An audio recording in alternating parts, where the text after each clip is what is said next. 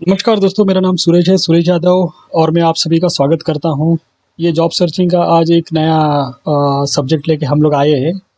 Job searching बहुत ही candidate मेरे पास आते हैं और जॉब सर्चिंग वो करते हैं, बट उनका जो मेथड होता है ज़िग ज़ैग वे में विदाउट प्लानिंग।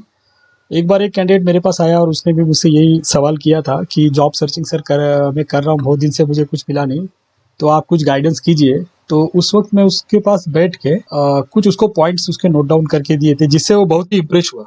इम्प्रेस होने के बाद उसने बोला कि ये गाइड अगर आप सभी को करेंगे तो मतलब सभी का फायदा होगा। तो फिर बाद में हमने सोचा कि चलो ठीक है कि जो भी कैंडिडेट इंक्वायरी करते हैं हमारे पास आते हैं, तो उनके लिए हम लोग कोई जॉब सर्चिंग का वीडियो एक प्रिपेयर करते हैं। जॉब सर्चिंग ऐसे देखा जाएगा तो बहुत सारे एक पोजीशन जब मार्केट में आती है तो बहुत सारे लोग उसको अप्लाई करते हैं और उसमें से कोई एक अच्छा डिजर्व कैंडिडेट वहाँ पे सिलेक्ट होता है। बट ये प्रोसेस है कैसा, अगर हम लोग इसको स्टेप बाय स्टेप अगर देखने जाएंगे तो ये task is that very easy task. कोई भी टास्क इजी ही होता है अगर उसको प्रॉपर मेहनत से, इफर्ट से और प्लानिंग से किया तो definitely is that very easy task. Yes, this is very easy task if you do proper plan. अगर आप प्रॉपर प्लान कर रहे हैं तो, बट प्लान करके भी सिर्फ होता नहीं है, प्लान करने के बाद उसको इम्प्लीमेंट करना बहुत इंपॉर्टेंट है। इसीलिए यहाँ पर हम बता रहे कि if you do proper plan and implement it then it's easy, otherwise no.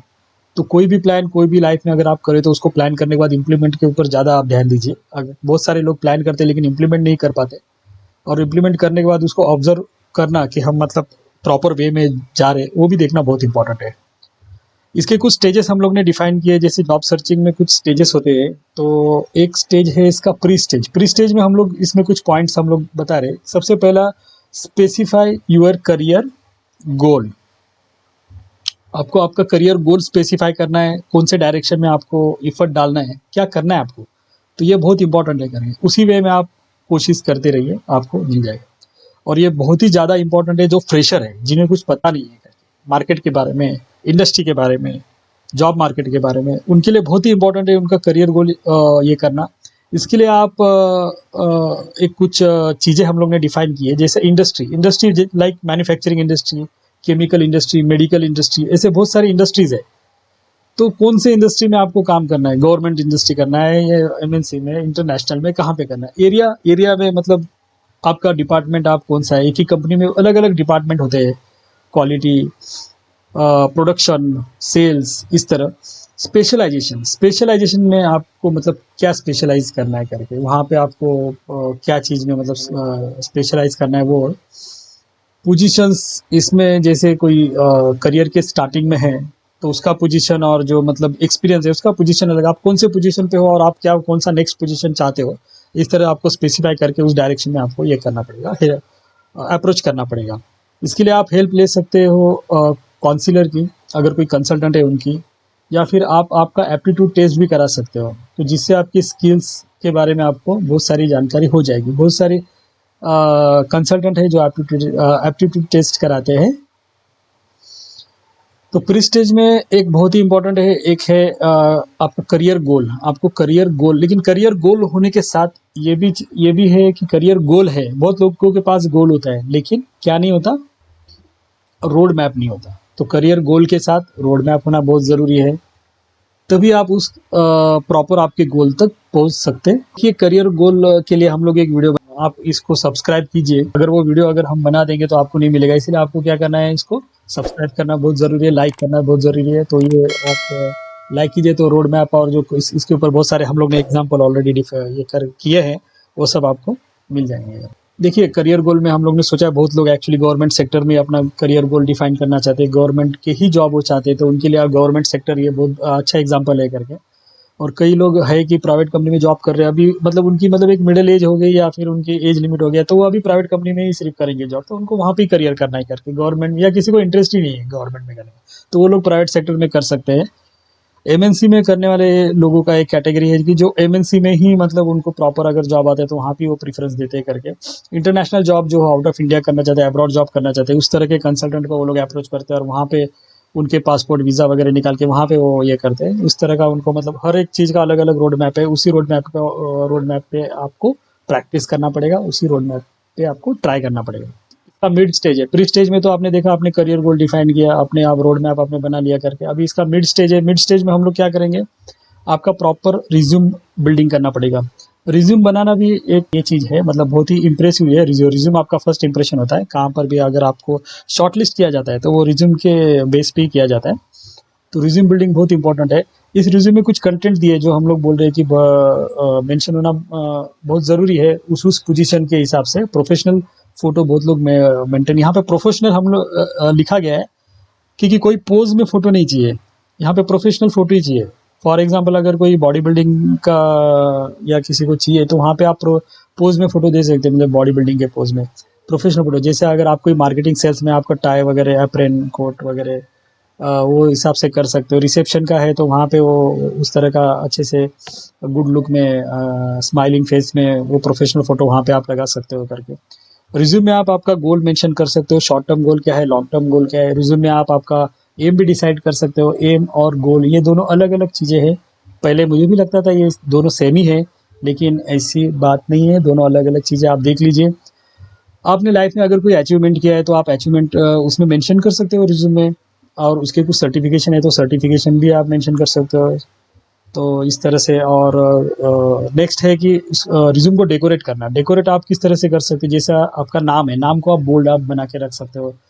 आपको एड्रेस है तो एड्रेस को आप इटैलिक में रख सकते हो। ये मैं एग्जांपल दे रहा हूँ, आप आपके हिसाब से कीजिए, लेकिन हर एक लाइन में बोल्ड इटैलिक आप मत कीजिए। बैकग्राउंड कलर, अगर किसी चीज़ को अगर आपको लगे कि बैकग्राउंड कलर में कलर प्रिंट निकाल के रखा है तो आप उसको बैकग्राउंड कलर भी निकाल सकते हो।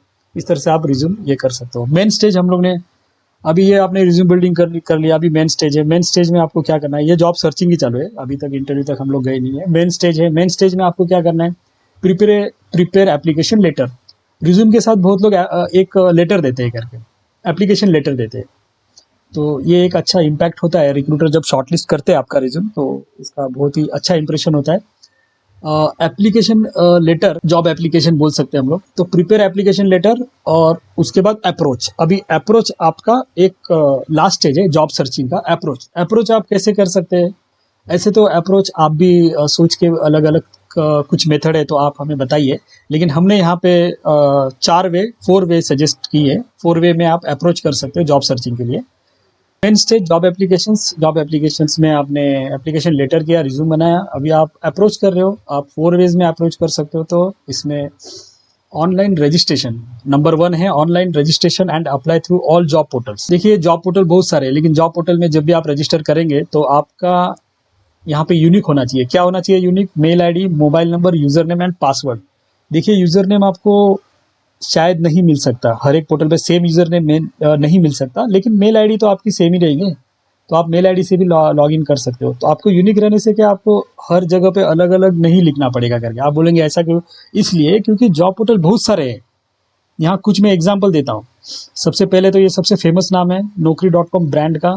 ये जो है बहुत ही फेमस ब्रांड है, और सबसे पुराना, सबसे नंबर 1, सबसे पहला आया हुआ ये, जहाँ पे बहुत सारे रिज्यूम है। वाइट कॉलर के लिए, मिडिल लेवल और हाई लेवल मैनेजमेंट के लिए ये बहुत ही मतलब अच्छे से वर्क करता है। देखिए शाइन करके ये भी है, ये इनका भी पोर्टल है। ये भी इन्होंने भी बीच में बहुत सारे ऐड कैंपेन किए थे, इनका भी डेटाबेस बहुत अच्छा है। टाइम जॉब करके ये एक जॉब पोर्टल है, इसमें भी आप आपका रिज्यूम, आपका प्रोफाइल आप इस पे अपलोड कर सकते हो, लेकिन मेल आईडी आपको सेम रखना है, मोबाइल नंबर सेम और आपका पासवर्ड सेम। हो सकता है यूज़र नेम आपको अलग अलग मिले। मॉन्स्टर इंडिया है, इनका भी डेटाबेस अच्छा है। सभी जॉब पोर्टल्स अच्छे हैं, सभी जॉब पोर्टल्स की अपनी अपनी खासियत है।